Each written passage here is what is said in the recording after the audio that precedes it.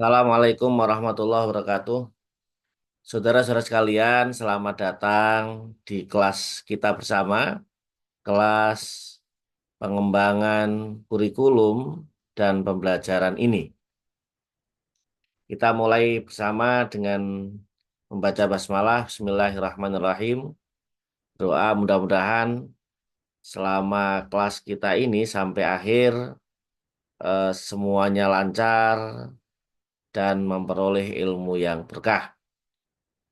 Baik, di kelas pembelajaran kita ini ada beberapa hal yang ingin saya sampaikan. Jadi, saudara sekalian, pertama nih ya, supaya tahu dulu. Ya, untuk yang baru pertama ketemu di kelas, ini nama saya Ahmad Sunhaji. Saudara-saudara bisa bertemu dengan saya di kampus kita bersama Universitas PTIQ Jakarta di Pasca Sarjana.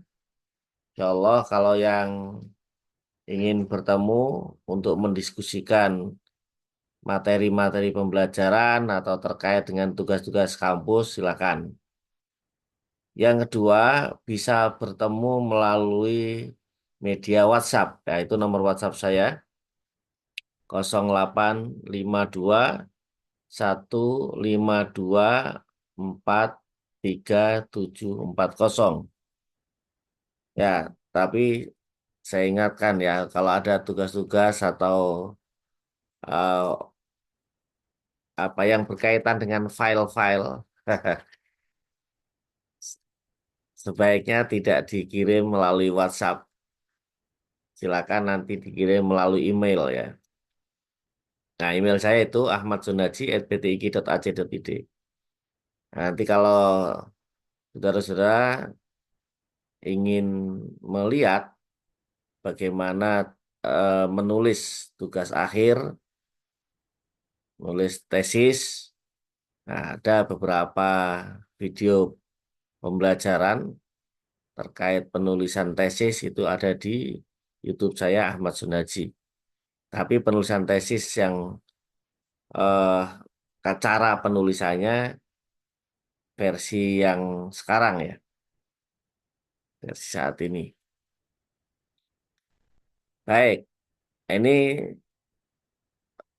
mata kuliah kita semester ini pengembangan kurikulum dan pembelajarannya. Nah, cara belajar bersama kita ini nanti ada 16 kali pertemuan insya Allah. 16 kali pertemuan itu dikurangi 3 kali pertemuan bersama. Pertemuan bersama sekarang ini. Jadi kita sama-sama, saya yang menyampaikan beberapa hal dan kita sepakati beberapa hal gitu ya. Kuliah kita bersama ini. Pertemuan bersama yang kedua saat ujian tengah semester dan pertemuan bersama yang ketiga saat ujian akhir semester. Jadi kalau 16 kali pertemuan dikurangi 3 masih ada 13 kali pertemuan. Nah, 13 kali pertemuan itulah ada beberapa tugas, ada beberapa hal yang harus saudara-saudara lakukan sebagai bagian dari perkuliahan ini. Di antaranya saudara harus membuat makalah ya. Menulis makalah, temanya apa? Nanti temanya silakan dibagi sesuai dengan RPS. RPS-nya nanti eh, dikirim via Pak Ketua ya, Pak Ketua. Atau nanti siapa yang eh, bisa ngontak ke saya kirim atau nanti saya kirim via eh, media ini juga bisa ya.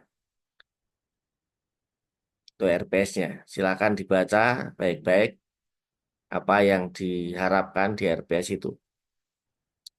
makalah cara penulisannya mengikuti pola penulisan jurnal Andragogi PTIG. Jadi nanti lihat bagaimana jurnal Andragogi itu cara penulisannya. Misalnya kalau nulis judul itu seperti apa, nah, setelah judul itu apa, apakah nama penulis, cara menulis nama penulisnya bagaimana, dan seterusnya sampai akhir, sampai di daftar pustaka ya.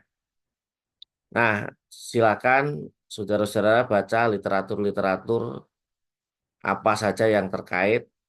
Nah, jangan literatur-literatur yang ada di blog, nah itu dihindari. Kalaupun cari di blog, baca di blog, cari sumber yang lain, yang mirip yang ada di blog misalnya. Silakan. Dipersilakan juga saudara-saudara ini membaca tulisan-tulisan atau jurnal-jurnal yang memuat nama-nama atau penulisnya ini dosen-dosen kita, ya, jadi dosen-dosen PTIG ya Pasca terutama ya, itu lihat silakan dibaca. Jadi kalau saudara-saudara bisa baca tulisan-tulisan para dosen, nanti akan nyambung cara berpikirnya ya. Biasanya tulisan-tulisan itu akan sesuai dengan cara berpikir.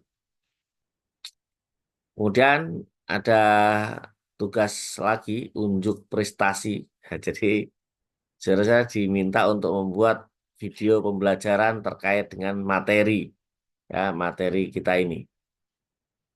Nah, kapan waktu mengumpulkan makalah? Jadi materi diberikan hari ini diberikan materi semuanya.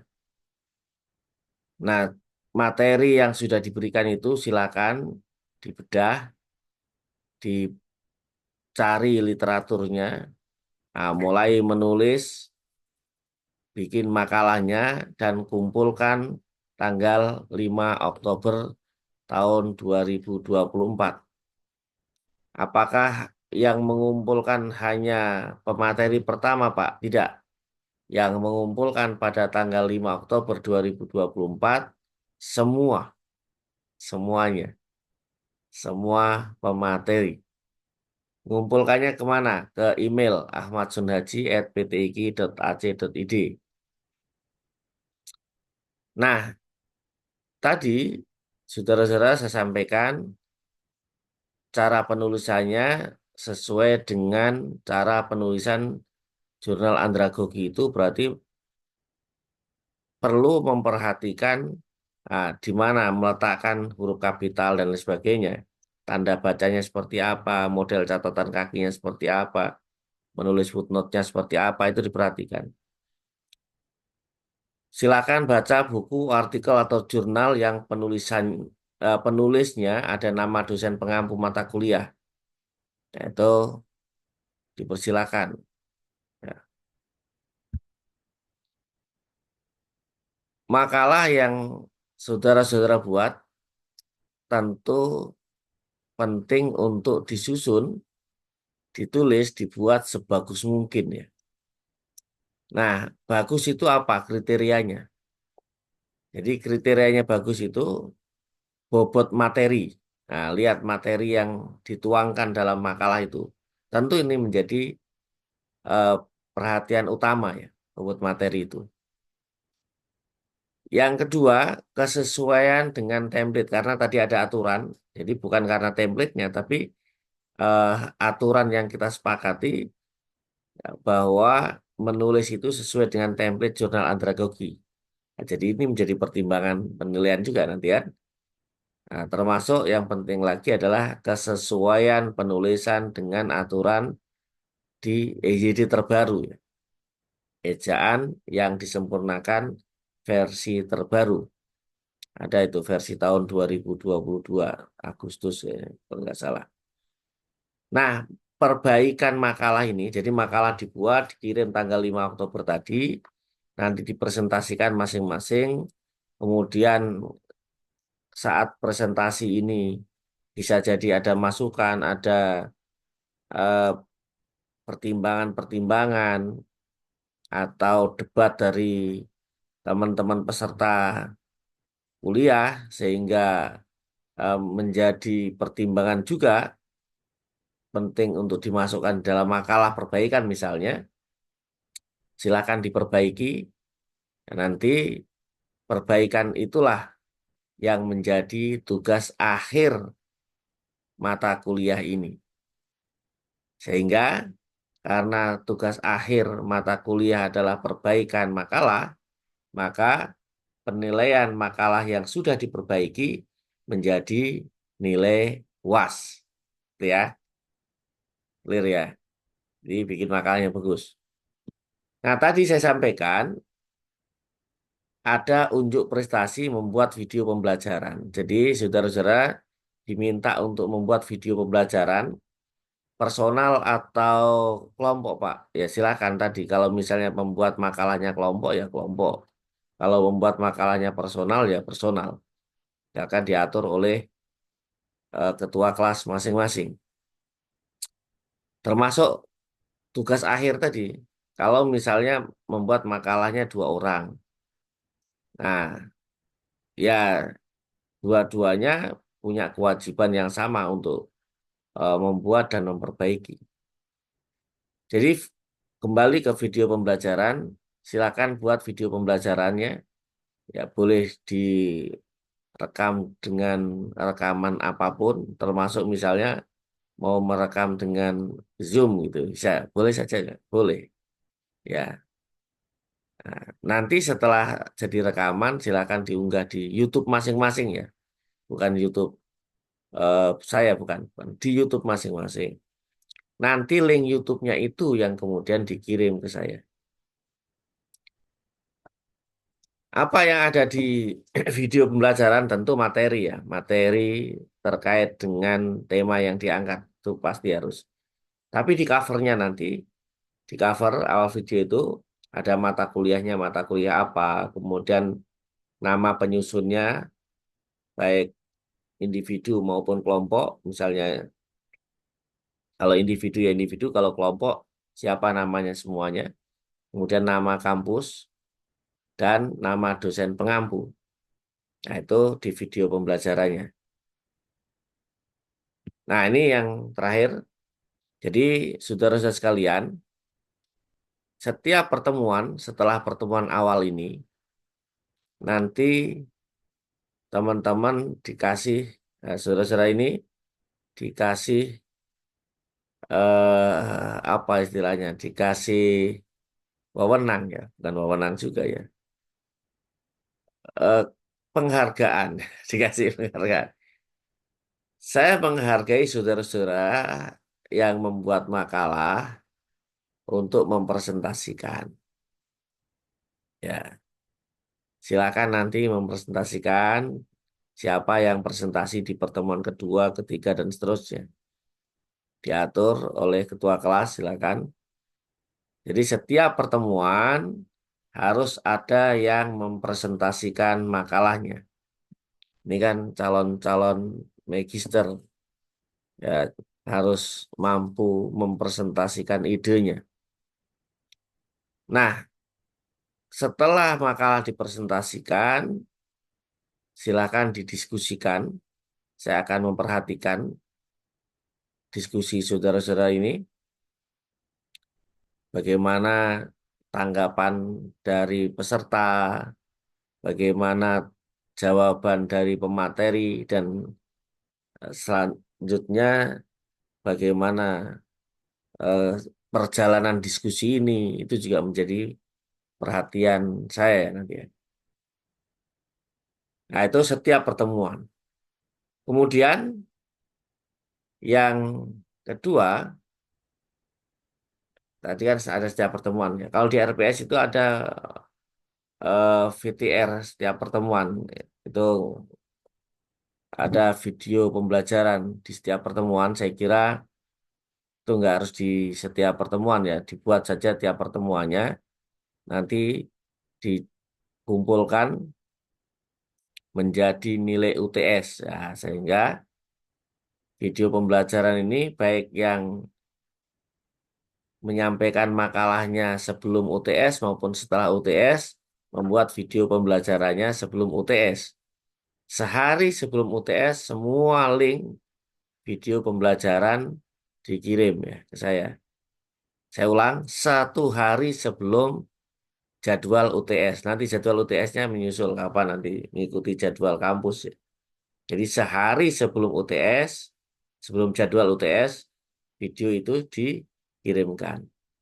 Sehingga pada saat jadwal UTS, teman-teman, saudara-saudara ini tidak masuk di dalam kelas Zoom kita ini, saya yang pada hari UTS itu akan memeriksa video-video saudara-saudara ini.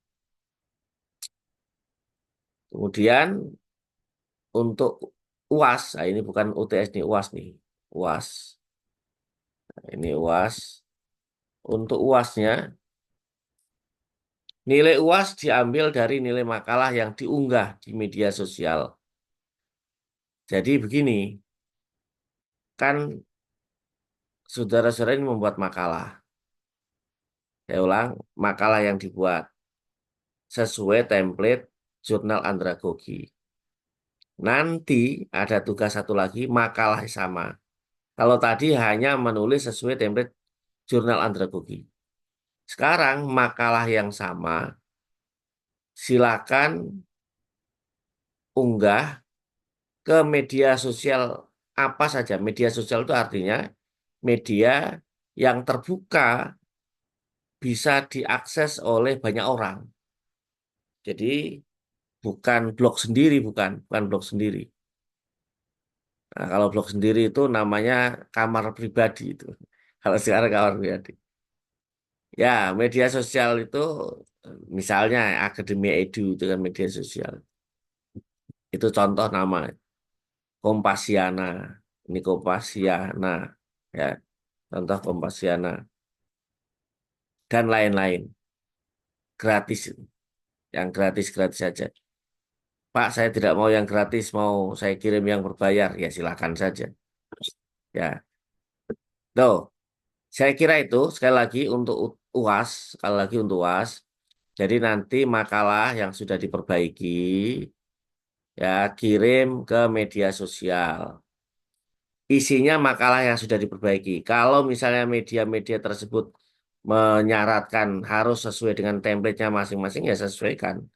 Tidak harus sesuai dengan eh, jurnal andragogi. Jurnal andragogi itu hanya ketika saudara-saudara ini mempresentasikan di kelas. Terima kasih, saya kira itu semuanya. Sukses untuk semua.